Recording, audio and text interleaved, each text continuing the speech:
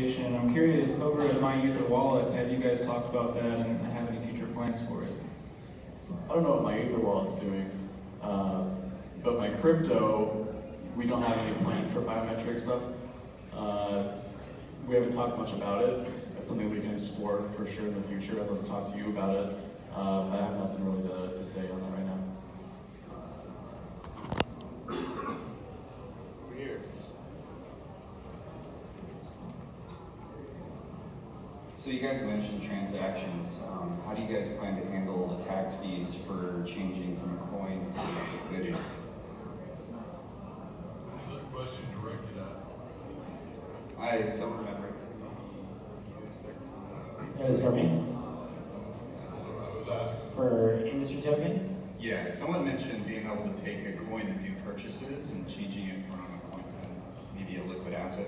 Yeah. So in regards to the tax laws right now, the IRS is currently considering cryptocurrencies as property, and so my simple answer to that is that the property tax rules would apply to crypto assets, and I think there is need for a change that crypto is not just a property or a store of value or a commodity, but it's actually a token, and it's actually has utility value. So I do think that there is absolutely a need for reform in the IRS. There is a way to go about it where when the transaction happens, instead of the merchant ever holding the tokens are actually transferred back into the company or the issuer, and then we simply send them the cash for the transactions to make sure that they're actually just getting cash. It was almost like a fiat transaction for them, but they were accepting cryptocurrency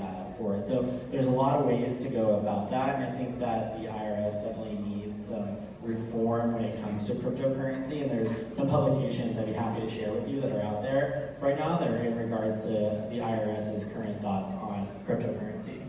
Yeah, the beautiful thing about the law is that it's always changing. The more we speak up, the quicker it changes. So let's keep pushing about it. Yes, we need reform. Yeah, right. And then Daniel, I know you guys at Burst are doing something interesting with tax. So Yeah, talk so on one that. of the things that we've been working on is a tax AT for the state of California. So a lot of people have looked at, well, I want to accept the cryptocurrency, but I don't want to go through the BitPay model. I want to actually keep some of the assets. So one of the things that's dangerous about that is we have to understand that a merchant or a vendor has a legal contract to actually pay sales tax. We can't get around that. So what we had to do is determine a way of doing so with an AT. So by creating generated QR codes that will allow us to specify the item itself being taxable or not, we've created a smart contract that will actually pay the taxes, and that is about that live net as soon as we fork on June 10th. So after block 500,000, this will be publicly available. I'm just curious, where does that smart contract push that money out to? For right now, that would be pushing to the franchise tax board, and API is semi-public and available. So anyone can actually find that information online, and you can figure out your tax ID hash as well as your key associated with it. So you can make your own APIs if you choose to. Okay, great. That's awesome. Another question from the crowd here. Let's get a female. We don't have any female questions yet. Do we have any female hands up? Oh, we're right here. Thank you.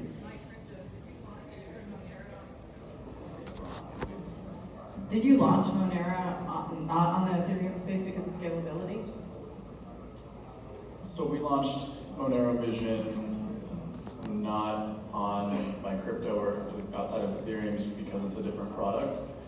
It's under the my crypto, umbrella, I guess you could say, but it's completely separate. It's its own thing, and we do want to do more things outside of Ethereum just so we can support more chains. There was no specific decision to not put it on our platform or do anything related to Monero and Ethereum together. Got it.